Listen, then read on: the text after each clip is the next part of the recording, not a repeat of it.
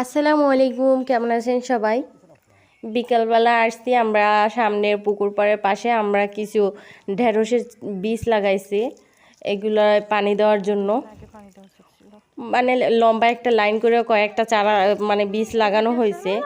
এখন এগুলো ফোটাইতেছে না, কারণ 2-3 দিন হয়ে গেছে ফোটায় না, কারণ রোদ্রের তাপ বেশি, তাই পানি দিতে হইতেছে সকালে একবার আর বিকালে। তাই আমরা বিকালে আসছি পানি দেওয়ার জন্য। সকালে একবার দিছিল কিন্তু ওইগুলো শুকিয়ে গেছে।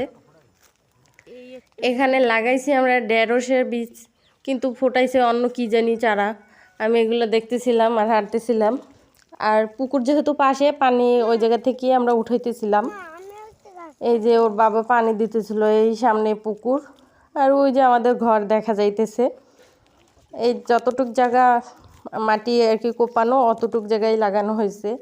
আর এই যে আমাদের আমড়া গাছ, এখানে আমাদের 4টার মতো আমড়া গাছ আছে। 4টায় ফল হয় প্রতি বছর।